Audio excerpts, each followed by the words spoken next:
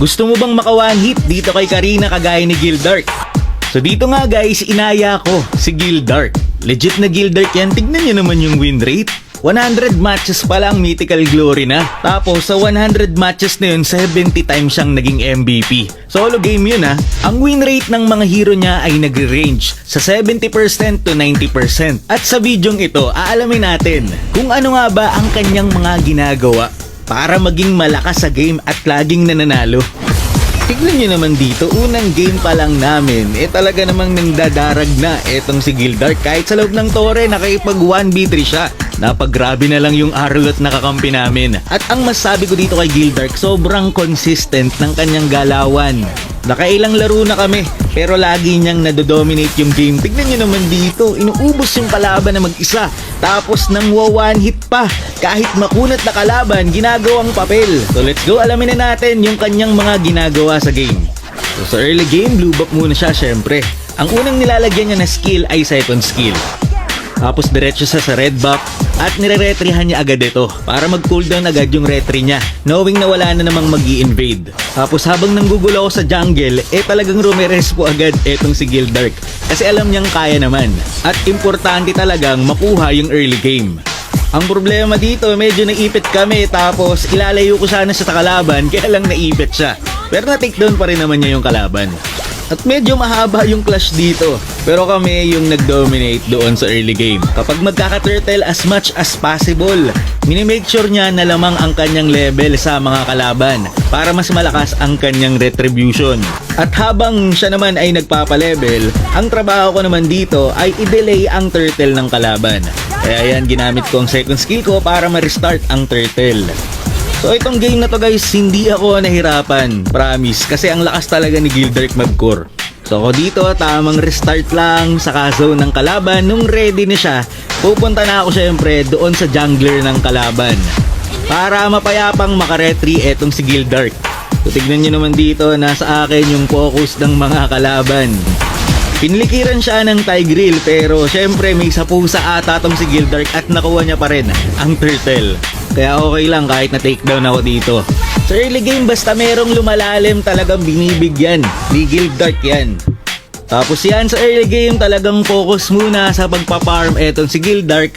Tapos sabay dalaw parang ganito. Tapos farm ulit. Inuuna niya munang buuin dito ay yung sapatos, yung arcane boots. Tapos ang retry niya ay yung ice retribution para may slow sa kalaban tapos dagdag movement speed sa kanya. First item nga niya dito ay Calamity Reaper, ay Starlium Sight na pala to guys. Bago mag 5 minutes ng game talagang minamaximize niya muna dito ang mga jungle. Pero alam niya na kapag meron siyang kailangan dalawan, dumadalaw naman siya agad.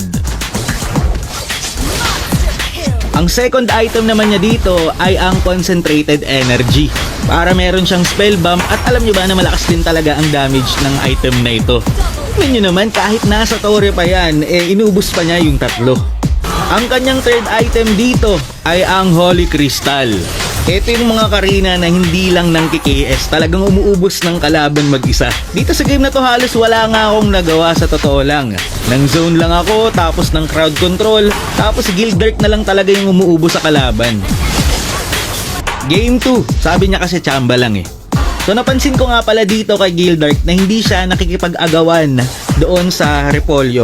Mas pinaprioritize niya yung mabilis na pagja-jungle para siya ay makadalaw agad. Mamaya i-reveal natin ang kanyang emblem. So tignan nyo naman dito, kaka-level 4 pa lang niya. Ayun, pinitas agad yung gold lane. Hindi lang siya sa gold lane dumadalaw, inuubos niya muna yung mga jungle tapos dadalaw naman siya dito sa top lane. At kapag naman alam niyang meron siyang kalaban na i-1v1 kahit makunat pa ito, nire-retry niya muna para hindi makatakas tas papalagan niya. Tignan niyo naman tamos na yan ha. Kapansin-pansin din na lamang lagi sa gold etong si Gildark. Wala kasi siyang tambay moments. Talagang kapag libre, yung jungle magga-jungle siya. Tapos kapag naman kailangan dumalaw, dadalaw siya. Kapag nakuha niya nga dito yung dalawang item, talagang namamasok na itong si Gildark. At inuubos niya yung mga kalaban. Parang namimitas lang ng prutas itong si Gildark. Tingnan nyo naman napakalambot sa kanya ng mga kalaban. Dito ako nagulat, tamos na to Kung siguro hindi ko kakampi si Gildark dito, isipin ko talaga creator's camp. Kasi grabe, ginagawa niyang papel yung mga makukunat na hero. Sobrang solid. Totoo nga ang balita na malakas etong si Gildark. Ito nga pala ang kanyang emblem. Custom Mage Emblem, Rapture, Season Hunter, at Killing Spree. Para kapag naka-takedown siya ng kalaban, babalik ang kanyang HP. May pa-voice reveal pa si Gildark sa dulo. Thank you, tol. Lakas mo bro. So yun, solid. Maraming salamat sa lahat ng nanood and to God be the glory.